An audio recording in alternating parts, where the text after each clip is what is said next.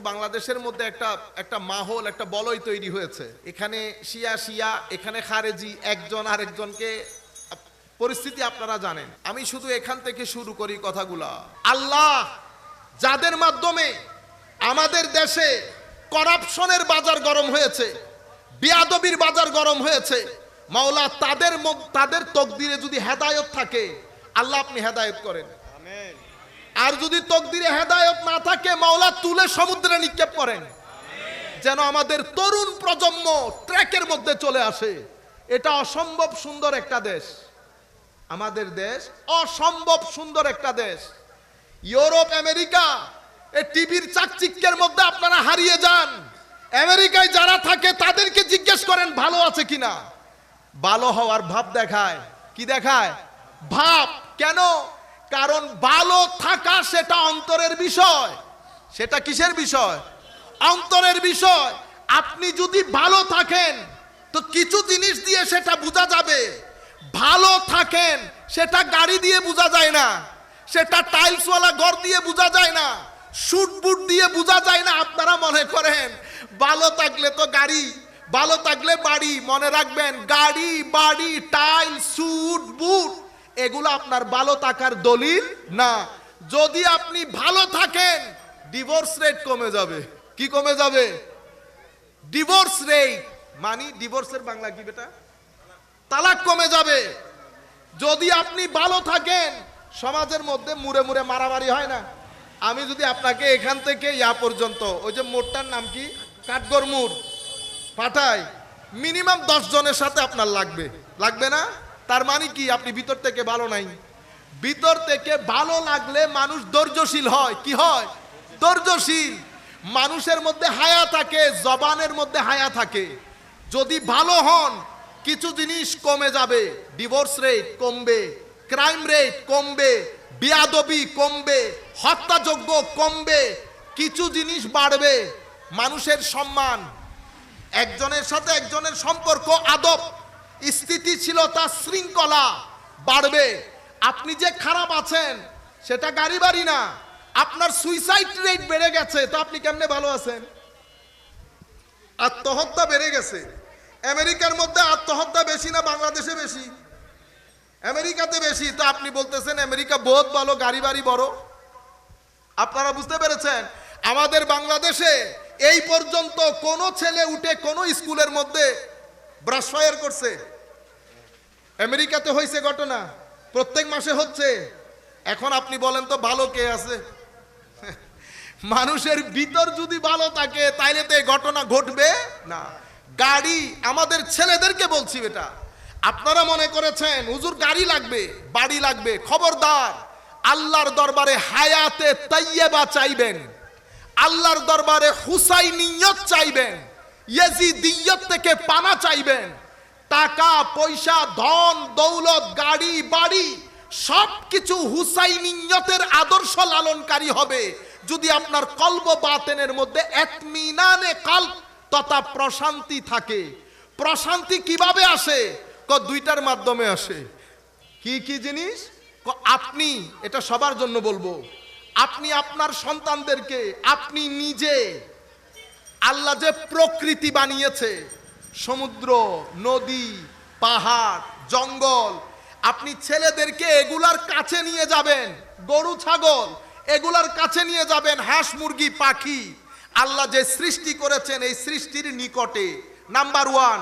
Number 2, আপনার ছেলেদেরকে, আমাদের ছেলেদেরকে জিকির শিখাবেন।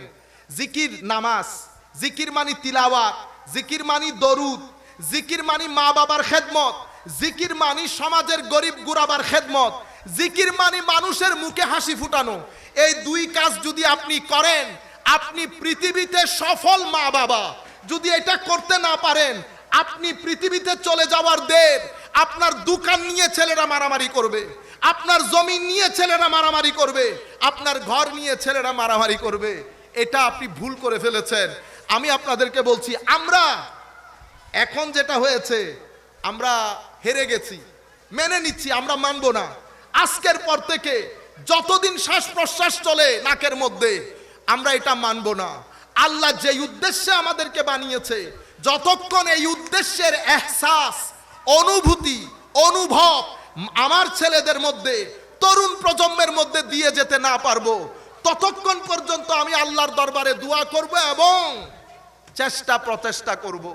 মহরম মাস এসেছে, আমাদের এখানে অনেক ভাইরা দেখেছি যাদের ছোট ছোট বাচ্চা আছে, আমি চিনি মোস্টলি। আপনারা আপনাদের ছেলেদেরকে এই আগামী 10 দিন অফিস থেকে আর্লি আসবেন, প্রত্যেক দিন রাতে আধা ঘন্টা বসে বসে তাদেরকে আলে বাইত রাসূলের তালিম দেবেন। নামগুলা বলবেন। ইমামে হাসান নাম শুনলে তো অন্তর বড় হয়ে যায়। কেন?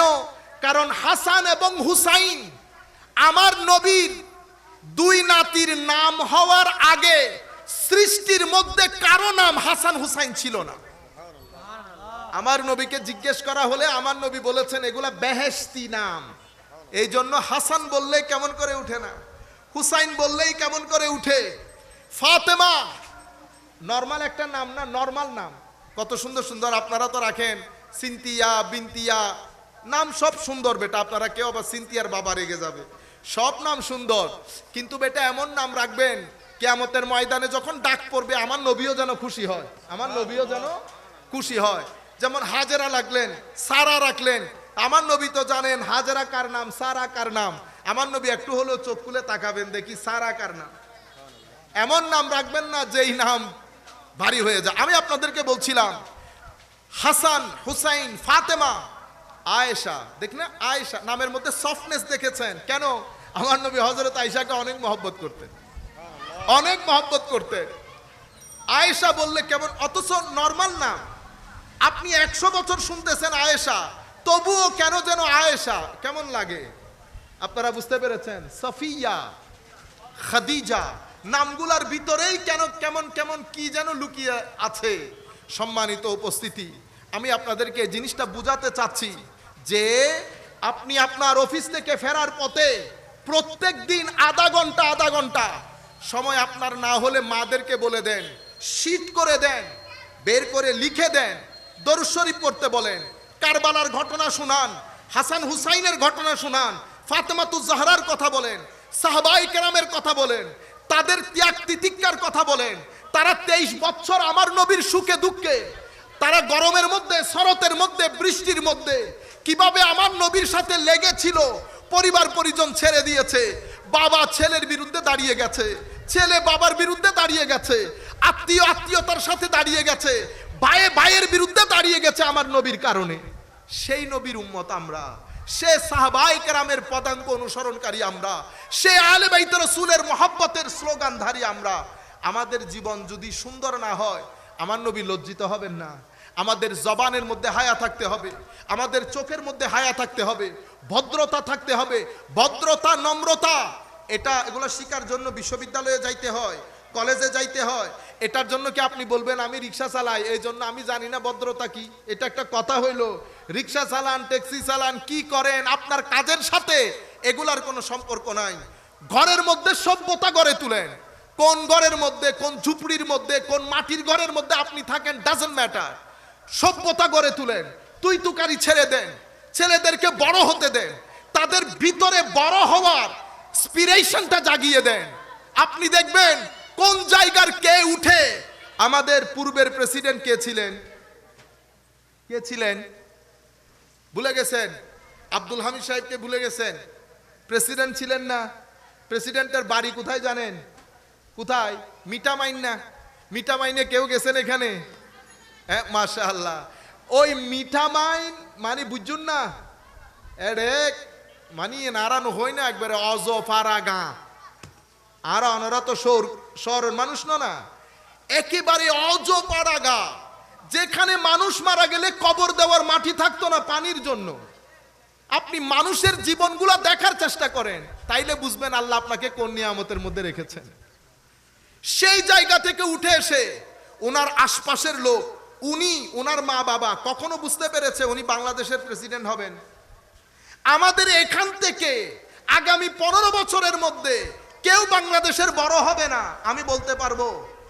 কেউ বলতে পারে না। আমার ভাইয়েরা, নিয়ত ঠিক রাখেন, সৎ থাকেন, চেষ্টা করেন, ঘাম জড়ান। ঘাম জড়ানো বাদে টাকা পকেটে ঢুকাতে চেষ্টা করবেন না। টাকা ওইটা নেবেন যেটার পেছনে ঘাম জড়বে। ঘাম জড়ানো ছাড়া উইতেতুন 10 লাখ উইতেতুন 15 লাখ অনেক গাড়ি চলে ডুডুরি মারে ইত্যাদি গুন্দে ইন 5 বছর 10 বছরও এগুলা দেখা হয়ে গেছে। ধোকার মধ্যে আছি আমরা, ধোকার মধ্যে। আমরা বলি না অমুক অনেক টাকা। আমার নবী যেই সিস্টেম করে দিয়েছেন, আমার নবী বলেন নাই ইংল্যান্ড আমেরিকার লোকের ভিতরে শান্তি নাই কেন? পারিবারিক অবস্থা, বিয়ে, কোনো কিছু নাই। 16 বছর হয়ে গেলে ছেলে জানে না বাবা কোথায় থাকে, বাবা জানে না ছেলে কোথায় থাকে, ছেলে জানে না মা কার সাথে। ইন জীবন না, অনেক খালি শুট বুট ফিন্দি আনি লইব না, এটা জীবন। কেন এই অবস্থায় পড়েছেন? আমি তখন একটা জায়গায় জব করতাম, তো আমার ঊর্ধ্বতন কর্মকর্তা আমাকে জিজ্ঞেস করতেছেন এখানে এই অবস্থা হলো কেন? আল্লাহ তোমাকে আমার নবীর একটা হাদিস শোনাই। কই হাদিস মানে কি? লম্বা কথা। আমি তাকে বললাম আরেকজনের সম্পদ নিজের দেশের মধ্যে এনে বাইরে সুফি সাধক সেজেছেন, সেই কারণে এই দশা। আপনি বুঝতে পেরেছেন? আপনি ইংল্যান্ড সাজিয়েছেন, টাকা কিন্তু আপনার না, টাকা আমার। আমার ঘাম জড়ানো পয়সা, কৃষকের ঘাম জড়ানো পয়সা এখানে মারামারি লাগিয়ে দিয়ে আমাদের কতগুলো বাজে লোকের মাধ্যমে আপনি এই টাকাটা ইংল্যান্ডে নিয়ে গেছেন। ঠেলা বুঝেন এবার। 50 বছরও যেতে পারে নাই, পারিবারিক অবস্থা ভেঙে গেছে। বাবা সন্তান, বাবা যখন 80-90 বছরের হয়, চিন্তা করতে পারবেন সন্তান 2-4 মাস পরে একবার আই বাপরে চাই বলে, 2-4 মাস পরে একবার বাবাকে দেখতে আসে। আপনারা বুঝতে পেরেছেন? সেই কারণে পরের সম্পদ, আরেকজনের সম্পদ কোনো নাম দিয়ে খাবেন না। আপনারা বুঝতে পেরেছেন কেন ভাই? কারণ এই টাকা আপনার 2 জেনারেশনের শান্তি নষ্ট করবে মিনিমাম। কয় জেনারেশন? 2 জেনারেশনের শান্তি নষ্ট করবে। শুধুমাত্র শান্তি নষ্ট করবে তা না, লাঞ্ছিত হবে, বঞ্চিত হবে। আপনারা বুঝতে পেরেছেন? ইয়েজিদের বিষয়ে আল্লামা ইকবাল একটা চমৎকার কথা বলেছেন, সেটা আপনাদের সাথে শেয়ার করি। আল্লামা ইকবাল বলছেন, হুসেন রাদিয়াল্লাহু তাআলা আনহু আপনার প্রতিশোধের একেবারে আমরা বলি না লাজবাব করে দিছে। এ হুসাইন হদ হি নেহি তেরি ইন্তেকাম কি, আপনার প্রতিশোধের কোন সীমা পরিসীমা, লাজবাব প্রতিশোধ। আপনাদের মনে প্রশ্ন আসতেছে না কিরে হুজুর তো যুদ্ধই করতে পারেন নাই, 10-11 জন মিলে 80-90 জন মিলে এত বড় বাহিনীর সাথে যুদ্ধ করার কোনো সুযোগ আছে? কিন্তু মনে রাখবেন, যখন আপনি আদর্শের সাথে থাকবেন, নো ম্যাটার আপনি সংখ্যাই কত, আপনি দুনিয়া থেকে চলে যান, আপনার আদর্শ আপনাকে কিয়ামত পর্যন্ত বাঁচিয়ে রাখবে। আপনার আদর্শ, যদি আপনি সৎ থাকেন, যদি আপনার ভিতরে একনিষ্ঠতা থাকে, পুরা পৃথিবী চেষ্টা করলেও আপনার আদর্শ জমিন থেকে মুছতে পারবে না। যদি আপনি সংখ্যাই বেশি হন আর আদর্শ না থাকে, পুরা পৃথিবী মিলে চেষ্টা করলেও আপনাকে পৃথিবীতে বাঁচিয়ে রাখতে পারবে না। ইমামে হুসাইনের সাথে আদর্শ ছিল, আমার নবী ছিলেন, জাস্টিস ছিল, হিউম্যানিটি ছিল, মোহাব্বত ছিল, প্রেম, ভালোবাসা, ইকুয়ালিটি, সুবিচার, মানুষের প্রতি ভালোবাসা, সব কিছু মিলে ইমাম হুসাইন দাঁড়িয়েছেন আদর্শ নিয়ে। সংখ্যাই কম। আল্লামা ইকবাল বলছেন হুজুর হদ হি নেহি তেরে ইন্তেকাম কি কে লফজ ইয়াজিদ কো গালি সে বদতর বানা দিয়া। বুঝেছেন? কই ইয়াজিদ শব্দটাকে গালি থেকেও খারাপ করে দিয়ে চলে গেছে। সেই দিন থেকে আজকের দিন পর্যন্ত। আমি গত মাহফিলও বলেছি, ব্রাহ্মণবাড়িয়ার এক ভদ্রলোক আমাকে অনেক লম্বা কথা, আপনি ইয়াজিদের ব্যাপারে কি জানেন, অমুক সমুক, উনি তাবেই ছিলেন।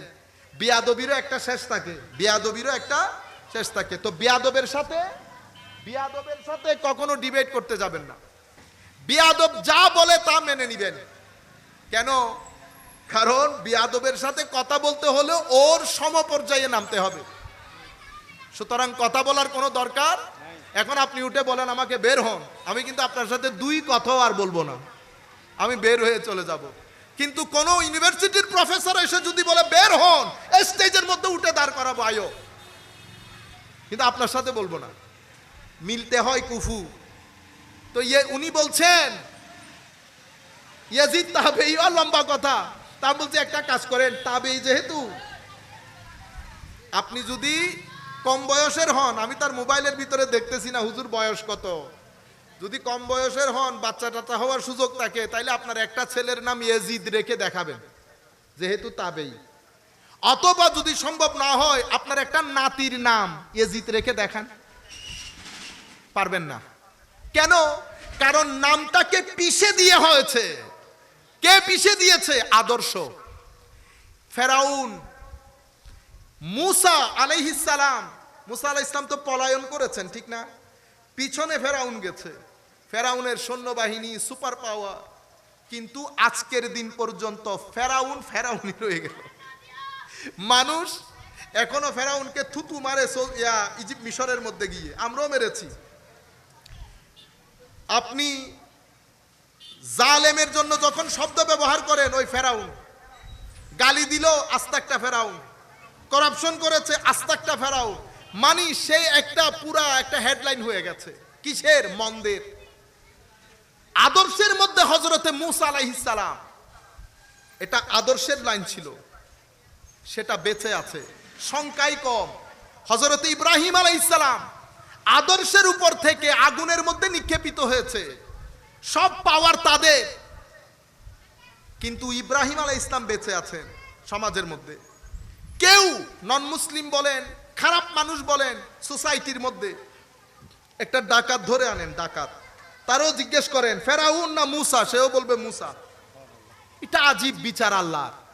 সমাজের সবচেয়ে খারাপ মানুষ, যেই ব্যক্তি ধর্মকর্ম বুঝে না, হুসাইন ইয়াজিদ চিনে, তাকেও জিজ্ঞেস করেন হুসাইন না ইয়াজিদ, সে চোখ বন্ধ করে চিন্তা ছাড়া বলে দেবে দূর বেটা, ইয়াজিদ আবার কি জিনিস। এবং সেটা এমন ভাবে ধুয়ে মুছে সারকার হয়ে গেছে, অর্ধ পৃথিবী শাসন করেছে, কিন্তু পৃথিবীবাসী জানে না তার কবর কোথায়। পৃথিবীবাসী জানে না তার কবর কোথায়। সুতরাং আমি ছেলেদেরকে বলছি, আমার ছোট ভাইয়েরা, বেটা আদর্শ, সততা, চেষ্টা প্রচেষ্টা, সাহস, ভদ্রতা, নম্রতা, এগুলা হচ্ছে আমাদের আচরণ। এগুলার মাধ্যমে আপনার প্রতিষ্ঠা। মনে রাখবেন, যেই রাস্তা দিয়ে আমরা হাঁটছি, রাস্তা পাকা হয়ে যাবে, যেভাবে ইউরোপে পাকা হয়েছে। লাইট থাকবে, আগে এয়ার কন্ডিশন ছিল না, এয়ার কন্ডিশন হয়ে যাবে। গাড়ি নাই, গাড়িও হয়ে যাবে। গাড়ি, বাড়ি, এয়ার কন্ডিশন সবকিছু আমার দরকার, কিন্তু বিশ্বাস করেন সবকিছু মিলে আপনার ভিতরকে শান্তি দিতে পারবে না।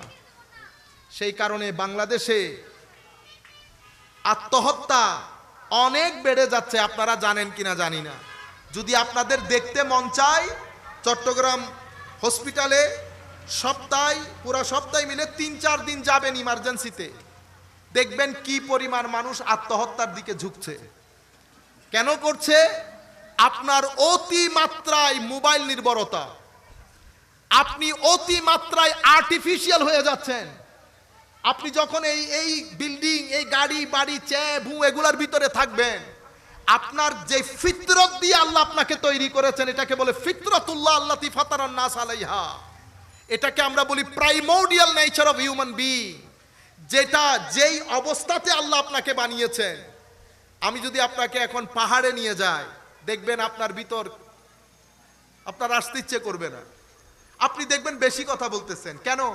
কারণ মাছ যেমন পানির ভিতরে লাফালাফি শুরু করে, ঠিক না? বাঘ চিনেন? বাঘ, সিংহ কি পরিমাণ শক্তিশালী দেখছেন, কিন্তু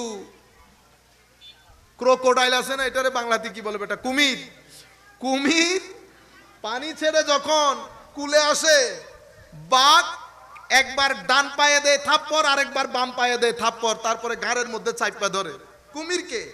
এই কুমির যখন পানিতে যায়, তো 7-8টা বাঘ মিলে কুমিরকে পারে। কেন? কারণ কুমির আর পানি এটা এই মুদ্রার এপিট ওপিট। আমাদেরকে আল্লাহ একটা নেচার দিয়ে বানিয়েছেন, আমাদের ভিতরে একটা প্রকৃতি স্বভাবজাত ধর্ম আছে। পানি, সমুদ্র, জঙ্গল, সৃষ্টি, এগুলা যখন আমরা দেখি, আমাদের ভিতরে অটোমেটিক্যালি একটা ভালো লাগা আসে।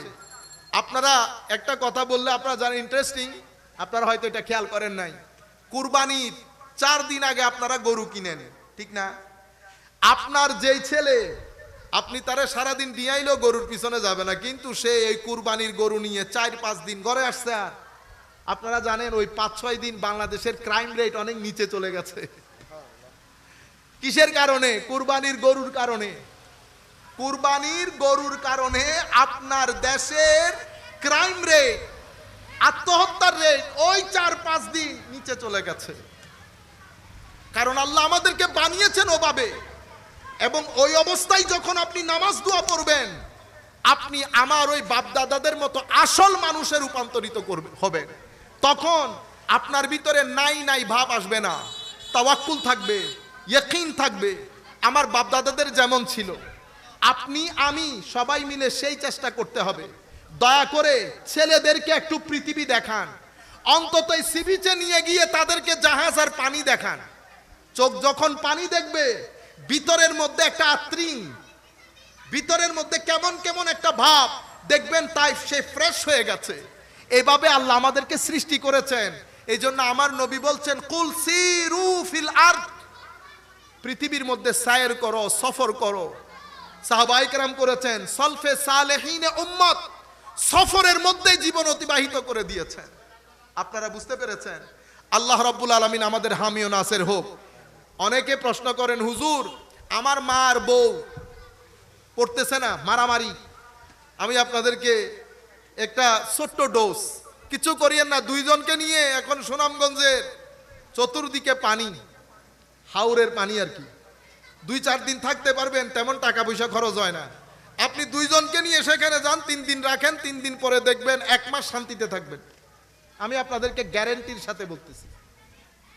এটা পৃথিবী, আমরা একসাথে থাকতে থাকতে বাচ্চারা পর্যন্ত, একটা ছেলে আইসা বলতেছে, হুজুর বাচ্চা খালি কাঁদে, একটা ফু দেন। তো আল্লাহ মিন্না আলিল্লাহ, সব ফু দিয়ে হয়ে গেলে তো আর ডাক্তার ইঞ্জিনিয়ার লাগতো না। আপনি আপনার ছেলেকে নিয়ে বের হন বাইরে, তার একটু দুনিয়া দেখান। এই 3000, 5000, 700-800 স্কোয়ার ফিটের ঘর একটার ভিতরে তারে ঢুকাইছেন, আপনি এরা বের হচ্ছেন, ভিতরে ঢুকতেছেন, তারা তো বের হচ্ছে না। আগে তো ঘর বাড়ি, আমরা বাড়িতে থাকতাম, মাঝখানে উঠোন, একজনের ঘরে আরেকজন, সেজন্য বুঝতে পারেন নাই। এখন তো আপনি মানসিক রোগী হয়ে যাচ্ছেন। তো ছেলেকে যখন আপনি বের করবেন, তাকে প্রকৃতি দেখাবেন, পক্ষী দেখবে, পাখি দেখেন। বাচ্চারা যখন পাখি দেখে কেমন করে, এক পাখির কথা আপনাকে আধা ঘন্টা শোনাবে, বাবা পাখি, বাবা পাখি। আল্লাহ তাদেরকে বানিয়েছেনই এভাবে করে। আপনি পাখির ক্ষুধা, তাকে টিভিতে ওই সমস্ত জিনিস দেখায়, পাখির ক্ষুধা মিটাইতে পারবে। এই যে আমরা বলি না মোহাব্বত, প্রেম, বাবা সন্তানকে মহব্বত করেন, মহব্বত দেখানো যায় না। মা সন্তানকে মহব্বত করেন, সেটা মা ইচ্ছে করলে সন্তানকে দেখাতে পারবে না। মহব্বত অন্তরের একটা অবস্থার নাম, সেটা না দেখা যায় না ছোঁয়া যায়। আপনারা বুঝতে পেরেছেন আমার কথা? মহব্বত বুঝানোর জন্য কিছু একটা করতে হয়, যেই কাজের মাধ্যমে আপনার ভিতরে যেই মহব্বত আরেকজনের জন্য আপনি লালন করেন, সেই মহব্বত আপনার একটা কর্মের মাধ্যমে বহিঃপ্রকাশ হয়। মা সন্তানকে কোলে নিয়ে যখন চুমা দেয়, এটা মায়ের মহব্বতের বহিঃপ্রকাশ, চুমাটা মহব্বত না। আপনারা বুঝতে পেরেছেন? চুমা দিছে, সন্তানকে একেবারে আগলে ধরে চাপ দিয়ে রেখেছে, এই যে কাজটা করছে, এটা মহব্বত না। মহব্বত অন্তরের ভিতরে, এটা মহব্বতের একটা সিমটম, আলামত। আপনারা বুঝতে পেরেছেন? আমরা কাশতেছি না, কাশি দিচ্ছি, এই যে আপনি ঘন ঘন কাশতেছেন, কাশিটা অসুখ না, ইনফেকশনটা ভিতরে হয়েছে। এই ভিতরের ইনফেকশনের একটা চিহ্ন হচ্ছে কাশা। আপনি কাশতেছেন, অনেক বেশি গায়ের জ্বর, গায়ের জ্বর মানে আপনার তাপ বেড়ে গেছে, তাপটা অসুখ না, অসুখ ভিতরের, তাপটা হচ্ছে অসুখের মাজহার। অসুখের কি মাজহার, বহিঃপ্রকাশ। আমি মানুষ ভালো না মন্দ, সেটা আমার এখানে কোথাও লেখা নাই, কিন্তু আপনি যখন আমাকে রাস্তায় ছেড়ে দেবেন, আমার কথা, আমার চোখ, আমার হাঁটা মানুষকে জানিয়ে দেবে আমি আদৌ ভালো মানুষ কিনা। দাড়ি, টুপি, নামাজ, তসবিহ, তাহলিল কোনো কিছু ভালো মানুষ হওয়া না, এগুলা ভালো মানুষত্বকে প্রকাশ করে ঠিক, কিন্তু এগুলা মানি ভালো মানুষ না। আপনারা বুঝতে পেরেছেন আমার কথাটা? আপনি মহব্বত করেন, আমিও মহব্বত করি, কিন্তু মুহররম মাস চলে যাচ্ছে, আপনার কোনো খবর নাই, তো আমি কেমনে বুঝবো আপনার ভিতরে মহব্বত আছে? আপনারা বুঝতে পেরেছেন? আমি আমার বাবাকে বড় মহব্বত করি, বাবা আসতেছে আর যাচ্ছে, আমার কোনো খবর নাই, কিন্তু আমি বলতেছি আমার ভিতরে মহব্বত আছে, তো এটার নাম মহব্বত নয়। মহব্বত অন্তরের অবস্থা। আমি আবার বলছি, মহব্বত অন্তরের একটা অবস্থা, সেটা কিছু কর্মের মাধ্যমে বহিঃপ্রকাশ হয়। আলে বাইতে রসুলকে আমরা মহব্বত করি, কোনো সন্দেহ নাই। আলে বাইতে রসুলের মহব্বত এটা আমি মুমিন হওয়ার জন্য আবশ্যক। এটা এমন না যে এটা শিয়া সুন্নির বিষয় না, এটা ঈমানের বিষয়। এটা কিসের বিষয়? ঈমানের বিষয়। আগে মুসলমান হন, তারপরে দেখা যাবে আপনি কি। তো আলে বাইতে রসুল এটা উম্মতে মুসলিমার কোন দলের না।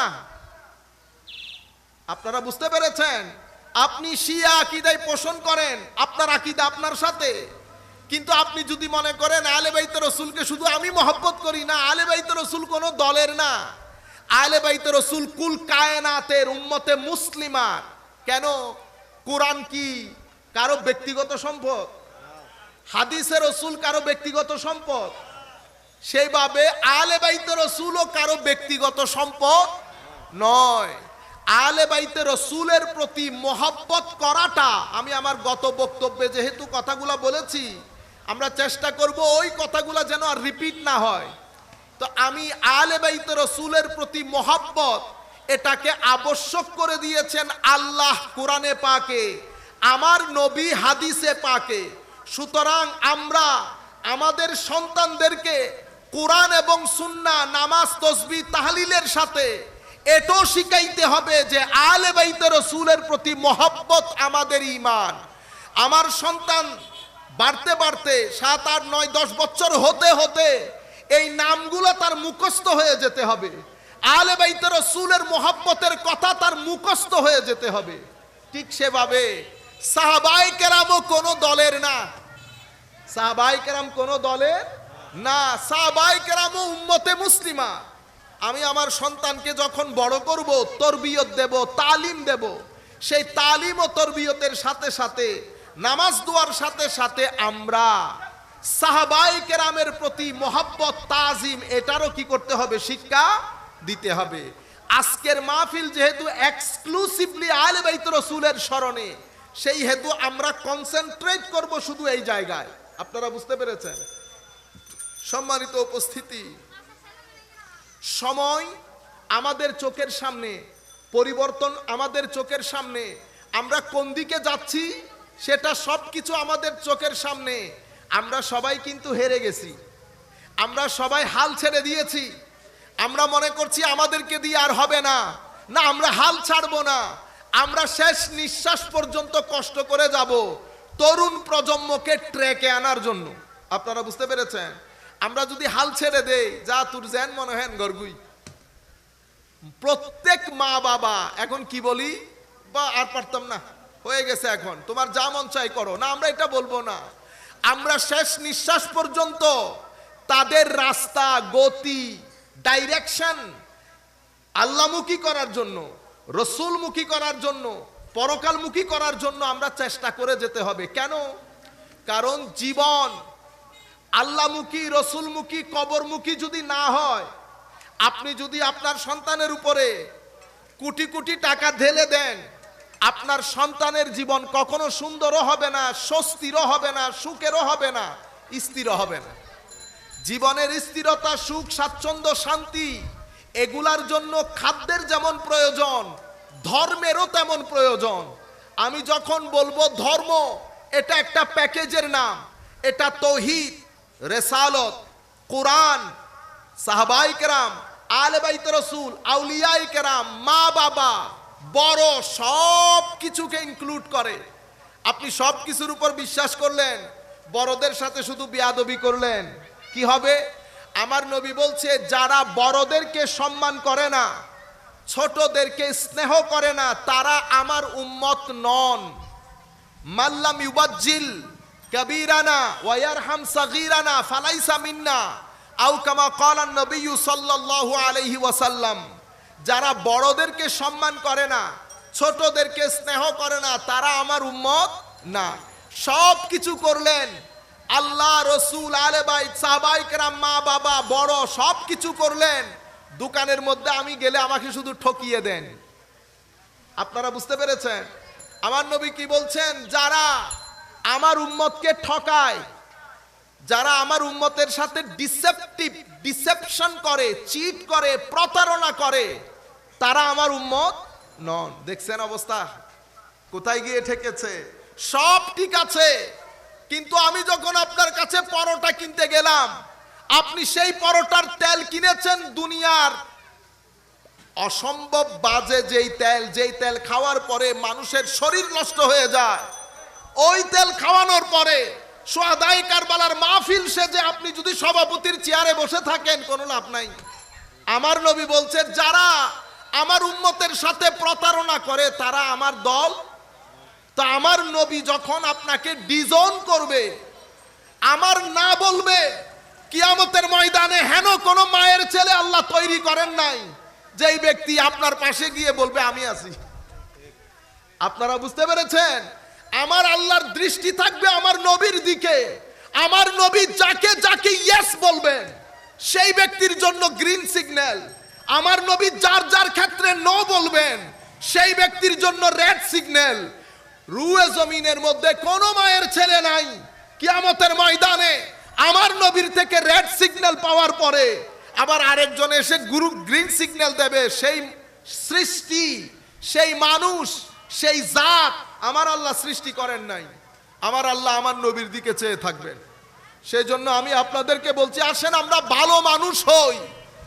আমাদের ব্যবহার নষ্ট হয়ে গেছে, ছেলেদেরকে বলছি, মুরব্বীদেরকে না। আমাদের ব্যবহার নষ্ট হয়ে গেছে।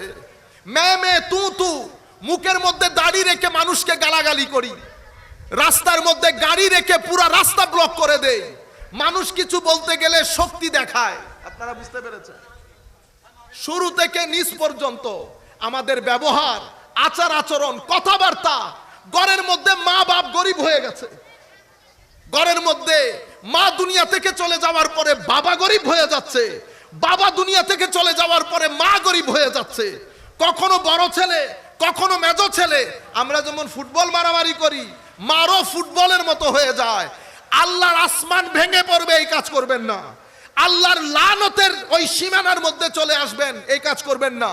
আমার নবীর লানতের মধ্যে চলে আসবেন। যুবকদেরকে বলছি, জীবন দারুণ একটা জিনিস। জীবনকে উপভোগ করেন, এনজয় করেন। 4 টাকার মোবাইল দিয়ে জীবনটাকে ধ্বংস করে দিয়েন না। 5 টাকার মোবাইলের ভিতরে ঢুকে জীবনটাকে ধ্বংস করে দিয়েন না। জীবন অনেক সুন্দর, ঘাম জড়ান, ব্রেইন খরচ করেন। কখনো ছোট চিন্তা করবেন না, বড় চিন্তা করেন। আপনি তো কল্পনাও করতে পারবেন না কোথায় গিয়ে আল্লাহ আপনাকে সেট করাবে। বর্তমানে চট্টগ্রাম, বাংলাদেশে যারা বড় হয়েছে, কেউ বড় ঘর থেকে বড় হয় নাই। আমি আপনাকে গুনে গুনে বলতে পারবো, গুনে গুনে। এক ব্যক্তির সাথে কিছুদিন আগে দেখা, সেই ব্যক্তি একটা সিরামিক কোম্পানিতে দোকানে সেলসম্যানের জব করে, সেই এখন সিরামিক কোম্পানির মালিক। আপনারা বুঝতে পেরেছেন? আমি আপনাদেরকে বলছি, নিজেকে কখনো ছোট মনে করবেন না। যেই হন, বুঝার চেষ্টা করেন। সকাল সকাল উঠেন, নামাজ পড়েন, ফজরের নামাজের পরে কোরআনের তিলাওয়াত করেন। জীবন বেড়ে যাবে, হায়াত বেড়ে যাবে, ভিতরে স্বস্তি আসবে, শান্তি আসবে, মাল ও দৌলতের মধ্যে বরকত হবে। আমার আল্লাহর রহমতের ফোয়ারা আপনার দিকে ধেয়ে আসবে। দেখতে দেখতে দেখবেন জীবনের মধ্যে পরিবর্তন চলে এসেছে। আপনার জীবন আর এক বাইরের আল্লাহর সৃষ্টি জীবজন্তুর জীবন আপনি করে দেখেন, আপনার সাথে কোনো ফারাক আছে কিনা। আমি যদি ঘুম থেকে 11টার সময় উঠি, ঘুম থেকে 11টার সময়, যখন আপনার মতো ছেলে 7টা থেকে কাজ করে 2000 টাকা ইনকাম করে ফেলছে, আপনি উঠলেন 11টার দিকে। বাবা চলে গেছে, বেচারা বুড়ো মানুষ 8টার সময় উঠে। আমি যদি পারতাম আপনাদেরকে কান ধরে ঘর থেকে বের করে দিতাম। আপনারা বুঝতে পেরেছেন? কথা খুব কঠিন করে বলতেছি, আমি বলার হক রাখি, যেহেতু আমি আপনাদেরকে মহব্বত করি এবং আমার আল্লাহ সাক্ষী আমি মহব্বত করি, আমি মহব্বত করি। সেই জন্য বলতেছি, বড়দেরকে না বেটা, আমার বয়সে, আমার ছোট বয়সে যাদের কান ধরতে পারবো। সম্মানিত উপস্থিতি, আমি আপনাদেরকে বলতে চাচ্ছি, আপনি অপরিসীম শক্তির। আল্লামা ইকবাল কি বলেছে জানেন? আল্লামা ইকবাল বলছে, মাওলা, যে আগুন তুমি আমার বুকের ভিতরে দিয়েছো, আল্লাহ তুমি আমাকে জবান দান করো, আমি যেন আমার নবীর উম্মতের যুবকের, প্রত্যেক যুবকের অন্তরে অন্তরে আমি যেন এই আগুন ধরিয়ে দিতে পারি, আমি যেন এই আগুন ধরিয়ে দিতে পারি। কে কোন সময় উঠে যাবে, কে কোন সময় পড়ে যাবে কেউ জানে না। বর্তমান ফেসবুকের ভিতরে, ফেসবুক সমস্ত নষ্টামির মূল হয়ে দাঁড়িয়েছে। আমি কি ছেড়ে দিতে পারবো? আমি আপনাদেরকে কখনো ছেড়ে দিতে বলছি না। ব্যবহার করেন, কিন্তু আপনি কি ওইটার উপর মারা যাবেন? আপনি কি ওইটার উপর জীবন নষ্ট করে দেবেন? 1 ঘন্টা ইউজ করেন, 2 ঘন্টা ইউজ করেন, রাত্রে জেগে ফেসবুক দেখা যদি এরকমই হয়, ঘুম নষ্ট করে আপনি গরু ছাগলের সাথে গোয়াল ঘরে চলে যান। কেন জানেন? ঘুম নষ্ট করা আপনার শরীরের জন্য সেভাবে ক্ষতিকর, যেভাবে মদ, জুয়া এবং বিষ আপনার শরীরের জন্য ক্ষতিকর, ঠিক সেরকম রাত জেগে মোবাইল ব্যবহার করা আপনার চোখের জন্য, আপনার ব্রেইনের জন্য ক্ষতিকর। আপনি বুঝতেছেন না কেন? কারণ আমি আগে অসংখ্যবার বলেছি, চোখ, কান আল্লাহর সৃষ্টি, যেটা আপনাকে দিয়েছে। কোন সৃষ্টি একদিনে রিঅ্যাকশন করে না, 2 দিনে রিঅ্যাকশন করে না। এরা আপনাদেরকে টাইম দেয়। চোখ টাইম দেবে, কান টাইম দেবে, মুখ টাইম দেবে। একটা নির্দিষ্ট সময়ের পরে এক যুগে যখন রিঅ্যাকশন করা শুরু করবে, তখন আপনার বয়স মাত্র 30 বছর বয়সে এবার আপনার চোখ আস্তে আস্তে কম দেখতে শুরু করেছে, আপনার মাথার চুল পড়ে যাচ্ছে, আপনি গ্যাস্ট্রিকের জন্য খেতে পারছেন না। কেন? এগুলা আপনার গত 10 বছরের রেজাল্ট বের হচ্ছে একটা একটা করে। পৃথিবীতে অসংখ্য নিয়ামতের ছড়াছড়ি। আমার আল্লাহ আপনাকে ব্রেইন দান করেছেন, ব্রেইন ইউজ করেন। ব্রেইন ইউজ করে জাতির জন্য কিছু করেন, মা বাবার জন্য কিছু করেন, পরিবারের জন্য কিছু করেন। এখন আপনি নিজের জীবন নিজে চিন্তা করে দেখেন, আমার নবীকে যদি স্টেজে বসিয়ে আমি আপনার জীবন দেখাই, আমার নবী খুশি হবেন কিনা? আমাদের নবী, আমার আল্লাহ আপনাকে শিখিয়ে দিচ্ছে সকাল সকাল উঠে যেতে। আপনি উঠলেন দিনের 11টায়, তখন পৃথিবীর সূর্য, যখন আপনি 11টার সময় উঠেছেন, মধু পোকা 11টা বাজতে বাজতে মিনিমাম 10 কিলো মধু জোগাড় করে ফেলেছেন 6 কিলোমিটার দূরে গিয়ে। আমি মধু পোকার কথা বলছি। সূরা নাহালের মধ্যে যদি, পবিত্র কোরআনের সূরা নাহাল যদি পড়েন, আপনারা দেখবেন আল্লাহ পুরা জিনিসটা বর্ণনা দিয়েছেন। মানে আমি 11টার সময় যখন উঠেছি, মধু পোকা 1 গ্যালন মধু সংগ্রহ করে ফেলেছে। আপনারা বুঝতে পেরেছেন? কাজেই আমরা ফেরত আসি। প্রত্যেক যুগে আল্লাহ রাব্বুল আলামিন পৃথিবীকে দেখানোর জন্য 2টা শক্তি রেখেছেন। কেউ ফেরাউনের নাম করেন, এখন ফেরাউনের প্রশংসা কেউ করি আমরা, কেউ অ্যাপ্রিসিয়েট করে না। কেন? কারণ ফেরাউন আলামত হয়ে গেছে কিসের? আলস্যের, মারামারির, দাঙ্গা হাঙ্গামার, জুলমের, করাপশনের। এটার আলামত হচ্ছে ফেরাউন। কেউ করাপশন করলে আমরা কি বলি? আস্ত একটা ফেরাউন। গালি দিলে বলি ফেরাউন, জুলুম করলে বলি ফেরাউন, সমাজের মধ্যে ফিতনা ফাসাদ করলে বলি ফেরাউন। তো সে কি হয়ে গেছে? সেই সমস্ত মন্দের সিমটম হয়ে গেছে। যেখানে যেখানে ফেরাউন থাকবে, সেখানে সেখানে আল্লাহ মূসাকে পাঠাবেন। যেখানে ফেরাউন পাবেন, সেখানে মূসা থাকবে। সময়ের পরিবর্তনে মূসার সংখ্যা হয়তো কম হয়ে আসবে, কিন্তু মূসা থাকবে। ফেরাউনের বাতাসে উড়ে যাবে। আমার আল্লাহ সেটা করেন নাই, আদালত প্রতিষ্ঠা করেছেন। যেখানে ফেরাউন সেখানে মূসা, যেখানে নমরুদ সেখানে ইব্রাহিম। আপনারা বুঝতে পেরেছেন? যেখানে ইয়াজিদ সেখানে হুসেন, যেখানে ইয়াজিদ সেখানে হুসাইন। ইয়াজিদের উপর ছেড়ে দেয় নাই। আমাদের এখানে আল্লামা ইকবাল চমৎকার একটা কথা বলেছে। को खालिक से यानी मोहब्बत खालिक से भी, शैतान से याराना भी। मोहब्बत खालिक से भी, शैतान से याराना भी। ये बता हशर में अकीदत का सैला किससे मांगेगा? मोहब्बत कातिल से भी, मकतूल से हमदर्दी भी। ये बता हशर में मोहब्बत का सैला किससे मांगेगा? को मोहब्बत আল্লাহর সাথেও আবার শয়তানের সাথেও দোস্তি। मोहब्बत खालिक से भी, मखलूक से, शैतान से याराना भी। শয়তানের সাথে আবার বন্ধুত্ব আছে। তো আল্লামা ইকবাল বলছেন ইয়ে বাতা, হাই রে নবীর উম্মত, এখন বল কিয়ামতের ময়দানে বদলাটা কার কাছে চাইবি? আল্লাহর কাছে না শয়তানের কাছে? মোহাব্বত কাতিল সে ভি, যিনি হত্যা করেছেন তার সাথেও মোহাব্বত। মকতুল সে হামদর্দি ভি, যাকে কতল করা হয়েছে তার সাথেও কেমন একটা ভাব, সফটনেস। আল্লামা ইকবাল বলছেন ইয়ে বাতা হাশর মে মোহাব্বত কা সেলা কিসসে মাঙ্গেগা?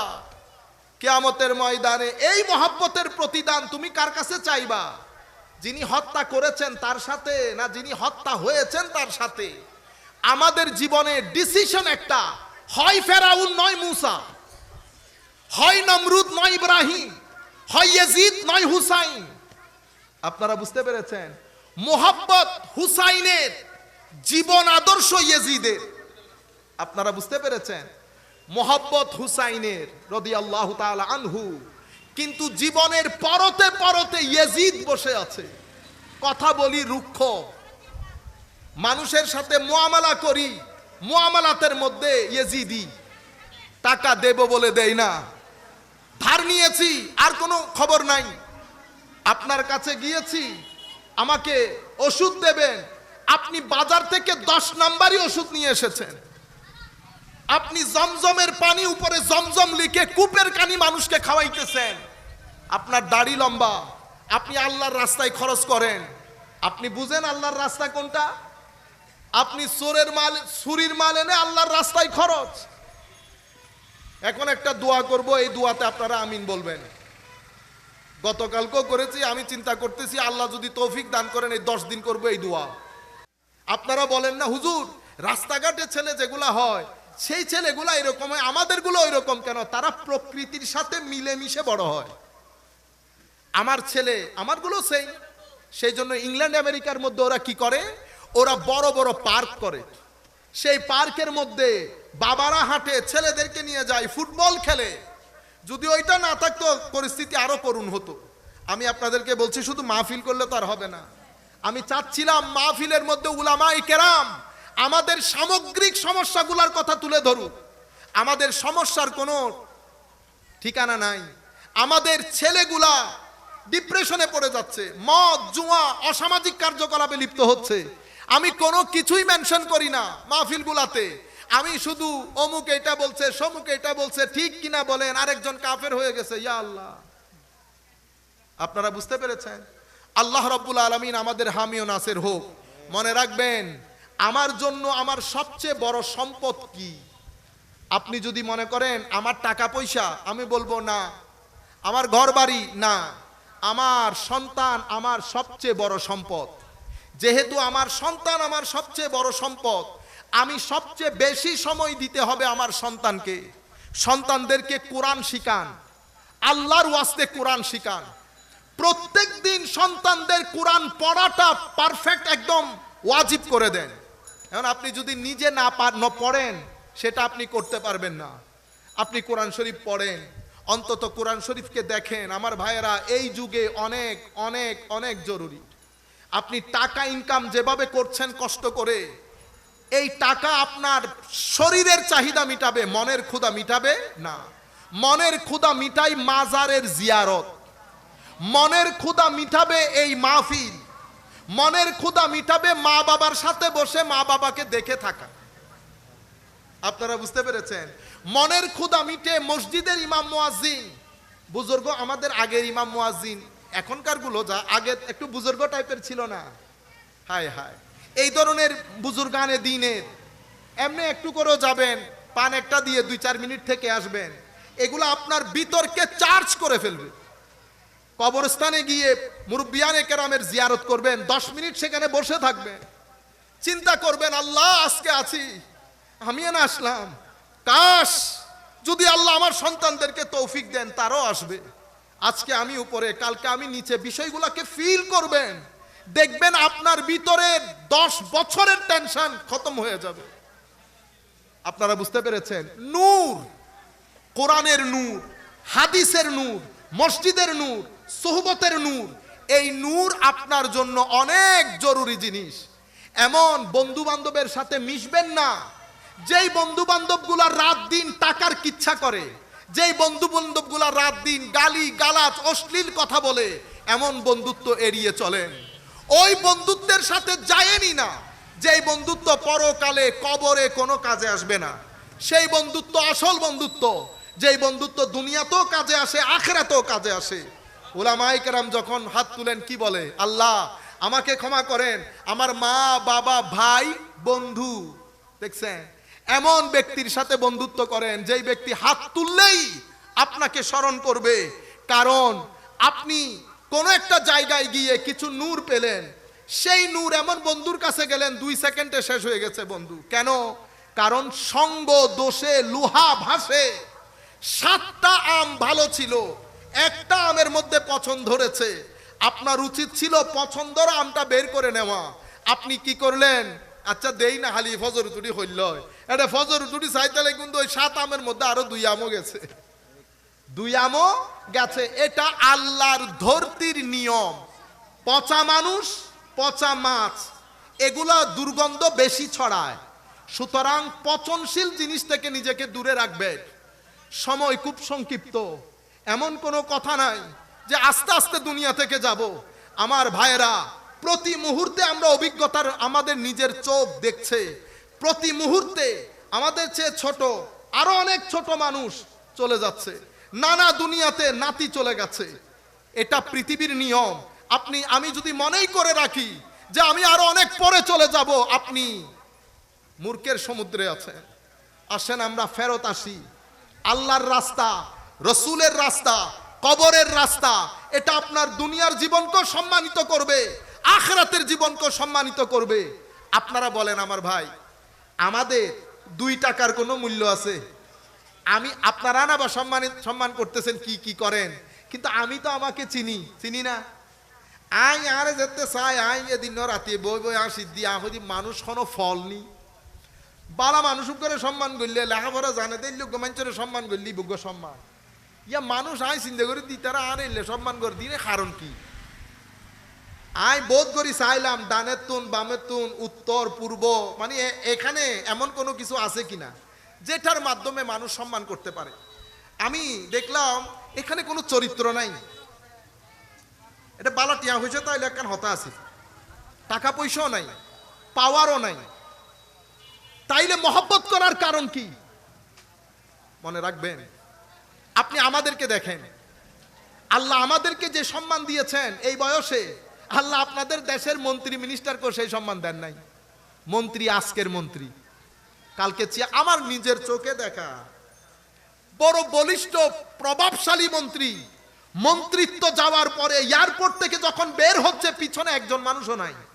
আর আমরা যখন এয়ারপোর্ট থেকে বের হচ্ছি পিছনেও মানুষ, সামনেও মানুষ। আমরা তো ভিআইপি না, আমরা কখনো চেষ্টাও করি না ভিআইপি রাস্তা দিয়ে বের হতে, কিন্তু আজকের দিন পর্যন্ত আমাদেরকে সাধারণ ওই রাস্তা দিয়ে আসতে হয় না, মানুষই টেনে। হুজুর ওই দিন বলতেছিলাম, দূর আমি ভিআইপি না তো আমার এখানে আসতে দেন।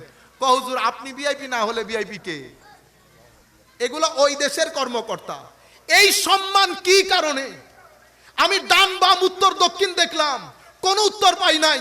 পরে সোনার মদিনার দিকে তাকিয়ে বললাম, ইয়া রাসূলুল্লাহ সব আপকি বাহারে, সব আমার নবীর ফিউজাত। সেই জন্য বলছি আল্লাহ,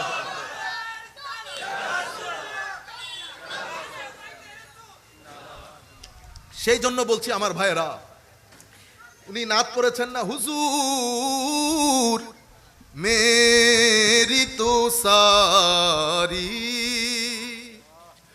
बहार आप से है, मैं बेकरार हूँ, मैं बेकरार था, मेरे करार आप से है, हुजूर मेरी तो सारी बहार आप से है। बस এটাই উত্তর। হুজুর সব কিছু আপনার কারণে। যদি আমি হতাম তাহলে তো আমাকে মানুষ ফিরেও তাকাইতো না, কারণ মানুষের ইজ্জত হয় টাকার কারণে নাই, এলমের কারণে নাই, আখলাকের কারণে নাই, প্রভাব প্রতিপত্তির কারণে নাই। তাহলে পৃথিবীর যেই প্রান্তে যায়, সেটা স্ক্যান্ডিনেভিয়ান কান্ট্রি হোক, ইউরোপ হোক, আমেরিকা হোক, একেবারে ক্যারিবিয়ান কান্ট্রি জ্যামাইকা হোক, পৃথিবীর যেই প্রান্তে যায় মানুষ চিনে, মানুষ চিনে। জ্যামাইকাতে যখন গেছি আমার ভাইয়েরা, আমরা কি প্রেসিডেন্ট যাওয়া থেকে শুরু করে আসা পর্যন্ত সরকারি প্রটোকল, পুলিশ প্রটোকলে 2 দিন রেখেছে। আমি আপনাদেরকে বুঝাইতে চাচ্ছি ধর্মের মধ্যে সম্মান। আপনাদেরকে বোঝানো হয়েছে ধর্ম শুধু কবরের মধ্যে, আমার ভাই না, ধর্ম সবচেয়ে বেশি প্রয়োজন আপনার দুনিয়ার জীবনের জন্য এবং আখিরাতের জন্য তো আছেই। দুনিয়ার জীবনের জন্য ধর্ম অন্যতম একটা প্রয়োজনীয় বিষয়। যদি প্রয়োজন না হতো, ইমামে হুসাইন আলাইহিস সালাম ওনার পরিবার পরিজন নিয়ে ইয়েজিদের মতো সুপার পাওয়ারের বিরুদ্ধে ইমাম হুসাইন দাঁড়িয়ে যেতেন না। দাঁড়িয়েছেন উম্মতের তরুণ প্রজন্মকে রক্ষা করার জন্য, উম্মতের তরুণ প্রজন্মের ভিতরে ধর্মের জজবা, ইমোশনকে সঞ্চার করার জন্য। ইমামে হুসাইন সেই দিন যদি শাহাদাত বরণ না করতেন, মুহররম মাসের মধ্যে লাখো তরুণকে কাঁদিয়ে আমরা ধর্মের পথে আহ্বান করতে পারতাম না। আজকে লাখো তরুণ যখন ইমামে হুসাইনের কথা বলা হয়, চোখ বুক ভাসিয়ে ফেলে কান্নায়। হুসাইনের জন্য কান্না মানে কোরআনের জন্য কান্না। কেন জানেন? আমার নবী বলছেন, আমার আলে বাইত এবং কোরআনে পাক দুইটা কিয়ামত পর্যন্ত এই অবস্থায় থাকবে, কেউ পৃথক করতে পারবে না, কেউ পৃথক করতে পারবে না। আমার আলে বাইত অনেক ভারী জিনিস, যেভাবে কোরআন ভারী জিনিস। আমার আলে বাইতের সাথে থাকবা, পথভ্রষ্ট হবে না। আপনারা বুঝতে পেরেছেন? সেই কারণে ইমামে হুসাইন আলাইহিস সালামের সেই দিনের শাহাদাত আজকের দিন পর্যন্ত আমরা যখন ইউরোপ আমেরিকাতে নন মুসলিমদেরকে দাওয়াত দিয়ে ইমামে হুসাইনের শাহাদাতের গল্প শোনায়, নন মুসলিম পর্যন্ত না কেঁদে যেতে পারে না। আমার চোখে এখনো ভাসছে আমাদের একজন স্বনামধন্য মানুষ, তিনি প্রোগ্রামের পরে আমাকে বলতেছেন, সাইফ আমি কি ওনার সম্পর্কে একটু জানতে পারি, আমি কি ওনাকে একটু পড়তে পারি? বলেন দেখি, ওনাকে পড়া মানি কোরআন পড়া না? ওনাকে জানা মানি রসুলকে জানা না? তাহলে উনি জানার মাধ্যমে আলটিমেটলি আপনি রসুল হয়ে আল্লাহ পর্যন্ত যাচ্ছেন। উনি হয়ে গেছেন টানেল, উনি হয়ে গেছেন কি টানেল। সেই কারণে আমার নবী বলেছেন, হাসান এবং হুসাইন সাইয়্যেদা শাবাবে আহলিল জান্নাহ, চিফ গেস্ট। আমি এখন আর কথা না বাড়িয়ে, সময় অনেক সংক্ষিপ্ত, আমি একেবারে সরাসরি, আমাদের ছেলেরা বলেছেন হুজুর মুখস্থ না বলে সরাসরি কিছু হাদিস যদি আহলে বাইত সম্পর্কে আমাদেরকে শোনাতেন, আমরা বন্ধু বান্ধবের সাথে শেয়ার করতে পারতাম। ওনাদের কথা বিবেচনা করে আমি 7-8টা হাদিস, আপনারা আদবের সাথে বসবেন, এটা আমার নবীর মুখ নিঃসৃত বাণী। মনে করবেন আমার নবী, চোখ বন্ধ করলে অনেক কিছু দেখে না মানুষ, আপনি মনে মনে যদি মনে করেন যে আমার নবী বলতেছে আমি শুনতেছি, আমার নবীর হাদিস যখনই বলবো ক্বালা রাসূলুল্লাহ, আপনারা বলবেন সাল্লাল্লাহু আলাইহি ওয়াসাল্লাম। সম্মানিত উপস্থিতি, প্রথম যেই হাদিস, এটা ইমাম মুসলিম রেওয়ায়েত করেছেন। কে রেওয়ায়েত করেছেন? ইমাম মুসলিম। হাদিসের বড় গ্রন্থ 6টা, এছাড়াও হাদিসের অসংখ্য গ্রন্থ আছে, কিন্তু এগুলা খুব পরিচিত। চেয়ার দেন বেটা। 6টা গ্রন্থের মধ্যে দ্বিতীয় স্টেজের গ্রন্থের নাম মুসলিম শরীফ। সেই কিতাবের মধ্যে হযরতে যায়েদ বিন আরকাম রাদিয়াল্লাহু তাআলা আনহু উনি বলছেন, কমা রাসূলুল্লাহি সাল্লাল্লাহু আলাইহি, সবাই একসাথে বলি, আমার নবী খুশি হয়ে যাবেন, সাল্লাল্লাহু আলাইহি ওয়াসাল্লাম, ইয়াওমান ফিনা খাতিবান বিমাইন ইউদআ খুম্মা। বিদায় হজ্জের ভাষণ সেরে আমার নবী মদিনা শরীফের দিকে আসতেছেন। তো তখন তো আর ফ্লাইট আর কার ছিল না, বু করে চলে আসবেন হাঁটতে হাঁটতে এই গরমের মধ্যে। হায় হায়, কত কষ্ট করেছেন আমার নবী, সাহাবায়ে কেরাম আসতেছেন। হায় রে হায়, খুম নামক একটা জায়গার মধ্যে তাবু গেড়ে বাইনা মক্কা ওয়াল মদিনা, মক্কা মদিনার মাঝখানে, সেখানে আমার নবী দাঁড়ালেন। দাঁড়িয়ে আমার নবী বক্তব্য দিলেন। তাইলে একটা বক্তব্য বিদায় হজ্জের ভাষণে দিয়েছেন, আরেক বক্তব্য এই জায়গার মধ্যে এসে দিচ্ছেন। কেন? কারণ হজ্জের মাস, আমার নবী দুনিয়া থেকে চলে যাবেন রবিউল আউয়াল মাসে। হজ আর রবিউল আউয়াল মাসের মাঝখানে দূরত্ব কতটুকুন?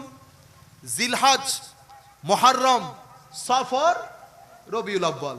তাইলে আমার নবী যদি এই বক্তব্য জিলহজের শেষ সপ্তাহে দান করেন, তো জিলহজের শেষ সপ্তাহ, মুহররম সফরের 8 সপ্তাহ, 9 সপ্তাহ, রবিউল আউয়ালের দ্বিতীয় সপ্তাহ, মানে এই বক্তব্যের 13-14তম সপ্তাহে আমার নবী দুনিয়া থেকে চলে গেছেন। তাইলে আমার নবী চাচ্ছেন আমার নবী যাওয়ার আগে আগে উম্মতকে যেন গুরুত্বপূর্ণ ডাইরেকশনগুলা দিয়ে যেতে পারে। আমার নবী কি বললেন? ফাহামিদাল্লাহ ওয়া আসনা আলাই। আমরা যেমন বক্তব্য দিতে উঠলে আগে কি পড়ি? আলহামদুলিল্লাহ ওয়াসসালাতু ওয়াসসালামু আলা রাসূলিল্লাহ। এটা খুতবার আরকান। খুতবার কি? রুকন। খুতবার রুকন হচ্ছে আল্লাহর প্রশংসা থাকতে হবে, নবীর দরুদ থাকতে হবে। খুতবার রুকন আমার নবী আল্লাহর প্রশংসা করলেন, করার পরে আমার নবী উম্মতকে নসিহত করা শুরু করলেন। হায় হায় হায় হায়, আমার শিক্ষক দুনিয়া থেকে চলে যাবেন, আয় দেখা হলে বলতো, বেটা এটা করিও, এই কিতাব পড়িও, বেশি বেশি করে পড়বা, অমুক কিতাবটা বেশি পড়বা, কোরআন শরীফ তিলাওয়াত করবা। কেন? বুড়া হয়ে গেছে উনি, এখনো আছে, এখনো আছে, কিন্তু বয়স হয়ে গেছে তো মনে হচ্ছে চলে যাবে, বারবার নসিহতের মধ্যে থাকে। আমার নবী নসিহত করছেন, নসিহত করতে করতে সুম্মা কল, এরপরে কি বললেন? আমরা কি বলি? আম্মা বাদ বলি না? কেন বলি? আমার নবী শিখিয়েছেন। আমার নবী কি বলেছেন? আম্মা বাদ আলা আইয়ুহান নাস। আমার নবী লাখো সাহাবায়ে কেরামকে ডাক দিয়ে বললেন, হে মানুষ। 1-2 সাহাবী না তো, লক্ষাধিক সাহাবায়ে কেরাম আমার নবীর সাথে, সবাইকে সম্বোধন করে বলছেন, ফা ইন্নামা আনা বাশার ইউশিকু আন ইয়াতিয়া রাসূলু রাব্বি ফাউজিব। আমি মানুষ, যেই কোনো মুহূর্তে আমার কাছে মৃত্যুর জন্য দায়িত্বপ্রাপ্ত ফেরেশতা আসতে পারে, আমাকেও চলে যেতে হতে পারে। সুতরাং তোমরা ঘাবড়ে যেও না, তোমরা হেজিটেশন ফিল করিও না, ভয় করিও না, কোনো সংশয় নাই। আমি তোমাদের কাছে 2টি ভারী জিনিস রেখে যাচ্ছি। আনা তারিকুন ফিকুম সাকালাইন।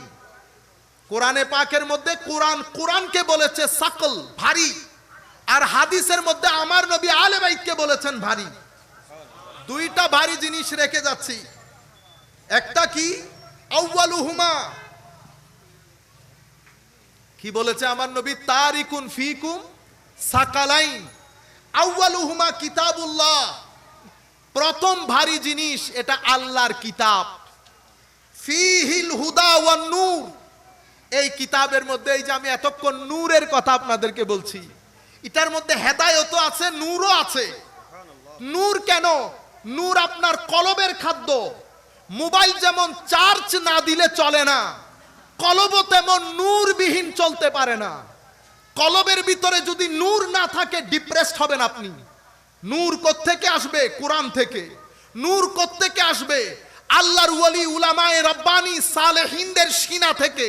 নূর কোত্থেকে আসবে? মাজারের জিয়ারত থেকে, নূর দরুদে পাক থেকে, নূর নামাজ থেকে, নূর মানুষকে সহযোগিতা করা থেকে, নূর মদিনায়ে মুনাওয়ারা থেকে, নূর কাবাতুল্লাহ থেকে। এগুলা নূরের সোর্স, নূরের, কিন্তু নূরের সেন্টার পয়েন্ট হচ্ছেন আমার নবী। এটা হচ্ছে মারকাজুন নূর। পুরা দুনিয়ার নূরের মার্কাজ হচ্ছেন আমার নবী। নূরের মার্কাজ আমার স্যাটেলাইটের মাধ্যমে। স্যাটেলাইট আছে সৈয়দ আহমদ শাহসিরি কোঠি, এটা স্যাটেলাইট। বাবা ভান্ডারী হযরত কেবলা কাবা, স্যাটেলাইট। এভাবে ফুজদারাত দরবার শরীফে শাহিদ আল্লামা সফিউর রহমান হাশেমি, স্যাটেলাইট। আমাদের হালি শহরে আপনাদের এখানে অসংখ্য আউলিয়ায়ে কেরাম শাহিদ আছে না? আমরা যে দরবারের সাথে সংশ্লিষ্ট, শাহজালাল ইয়েমেনি, শাহে আমানত, এরা স্যাটেলাইট। শাহ পরান, শাহ মখদুম, বদর শাহ, মিসকিন শাহ রহমতুল্লাহ আলাইহি, এরা হচ্ছেন স্যাটেলাইট। আপনি যাবেন, চার্জ হয়ে চলে আসবেন। ফিহিল হুদা ওয়ান নূর। এরপরে আমার নবী ফাখুযু বিকিতাবিল্লাহ, তোমরা আল্লাহর কিতাবকে শক্ত করে ধরো। আল্লাহর ওয়াস্তামসিকু বে, আল্লাহর কিতাবকে শক্ত করে ধরো। মানে কি ধরে রাখতে বলেন নাই? কিতাব পড়া, কিতাব বুঝা, কিতাব অনুযায়ী আমল করা, সেই কিতাবকে মানুষের মধ্যে প্রচার করা। কারণ প্রচার যদি আপনারা করেন, এ মানুষ শুনো, অ্যাকশন অ্যাকশন, ডাইরেক্ট অ্যাকশন। যারা কোরআন মানে না তারা কাফের, বাতিল, বাংলার জমিনে তাদের কোনো স্থান নাই। ইন্না লিল্লাহ। স্টেজ থেকে নাই মাজান ভাই, আপনাকে দিয়ে এটা হবে না। এই জবান কোন নবীর ছিল না, এটা সাহাবায়ে কেরামেরও ছিল না। যদি সাহাবায়ে কেরাম সলফে সালেহিনে উম্মতের জবান এমন হতো, ইরাক মিশরের জমিনে কোন নন মুসলিম বসবাস করতে পারতেন না, স্পেনের জমিনে কোন নন মুসলিম বসবাস করতে পারতেন না।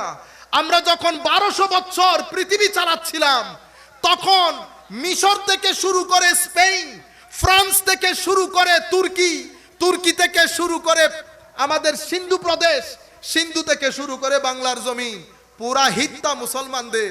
এখানে কোন নন মুসলিম থাকতে পারতেন না। জবান আল্লাহর ওলিরা এটা ব্যবহার করেন নাই। সম্প্রীতির কথা বলেছেন, শান্তির কথা বলেছেন, ভালোর কথা বলেছেন, মানুষকে সহযোগিতার কথা বলেছেন।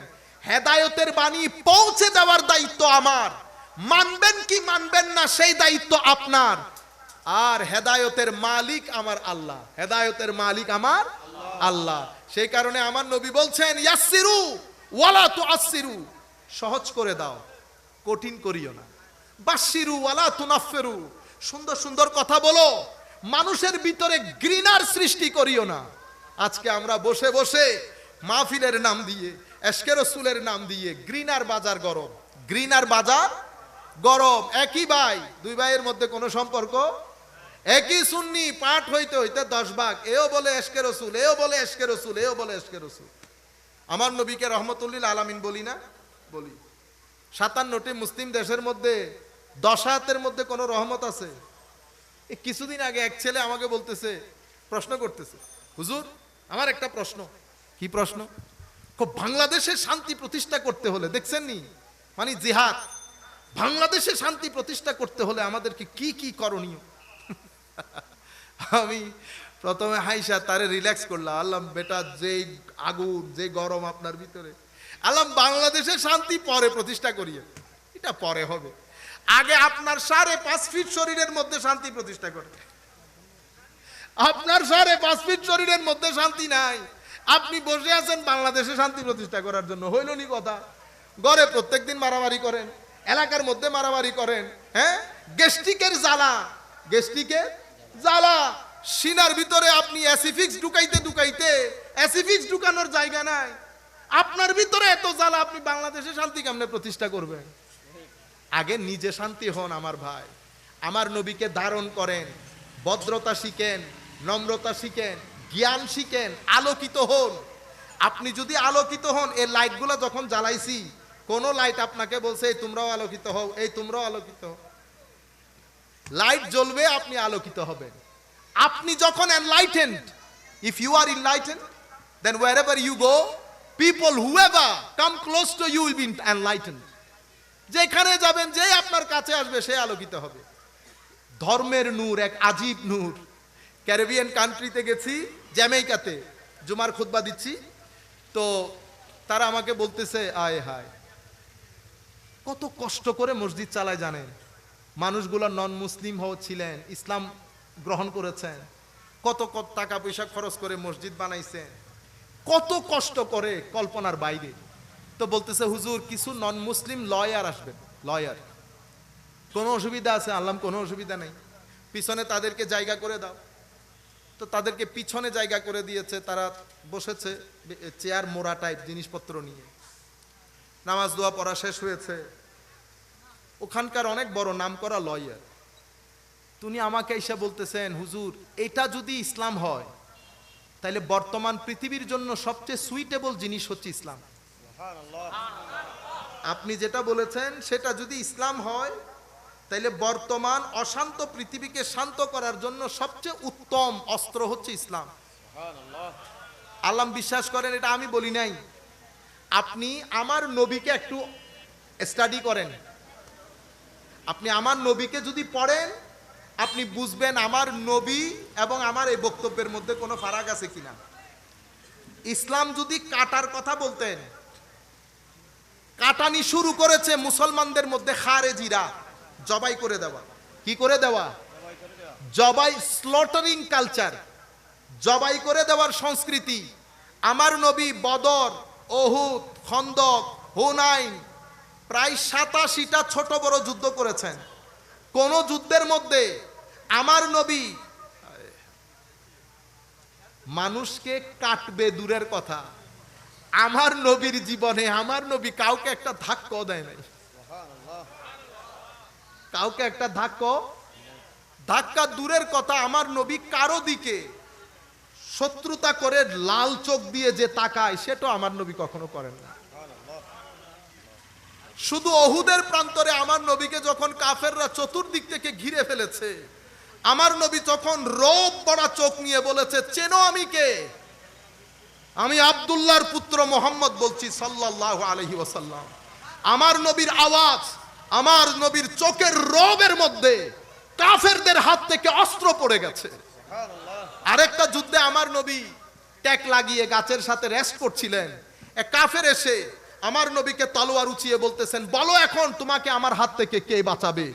আমার নবী চোখ খুলে শুধু তার দিকে তাকানোর দের, কারণ আমার নবীর চোখের ফিউজাত পেয়েছে ঈগল পাখি। কি পাখি? ঈগল পাখি। ঈগল পাখির চোখের দৃষ্টির মাধ্যমে ঈগল পাখি যাদেরকে খায়, আক্রমণ করে, ঈগল পাখির চেয়ে অনেক বড় না? পুরা হরিণ ধরে নিয়ে যাচ্ছে। ঈগল পাখি বড় না হরিণ বড়? হরিণ বড়। কিন্তু ঈগল পাখির চোখ দেখেছেন কখনো? আমার নবীর চোখের ফিউজাত। তো আমার নবী যখন চোখ দিয়ে দেখলেন তার হাত থেকে তরবারি পড়ে গেছে। সেটা আমার নবীর রূপ, আমার নবীর দবদবা আজিমুস শান। কিন্তু আমার নবী কখনো কাউকে গালি দেন নাই, ধাক্কা দেন নাই, কটু কথা বলেন নাই। ইচ্ছে করলে পারতেন। আবু লাহাব খবিস লাঈন, ইয়েজিদের আগে আবু লাহাব আমার নবীকে সবচেয়ে বেশি কষ্ট দিয়েছেন। বাচ্চাদেরকে দিয়ে পাথর নিক্ষেপ করিয়েছেন, রক্তাক্ত করিয়েছেন আমার নবীকে, মানুষকে দিয়ে গালি দেওয়াইছেন আমার নবীকে। কিন্তু আমার নবী টু শব্দ করেন নাই চাচা হওয়ার কারণে। সেই কারণে আবু সুফিয়ানকে যখন নাজ্জাশী জিজ্ঞেস করেছে, আবু সুফিয়ান তখন ইসলাম কবুল করেন নাই রাদিয়াল্লাহু আনহু। নাজ্জাশী যখন জিজ্ঞেস করেছে আচ্ছা বলো তো এই ব্যক্তি মানুষ হিসেবে কেমন, আবু সুফিয়ান বলছেন রাদিয়াল্লাহু আনহু, দেখেন শত্রুতা আপন জায়গায় কিন্তু এর মতো মানুষ হয় না। আমি এই মেসেজটা আপনাদেরকে দিতে চাচ্ছি, ভদ্রতার মেসেজ।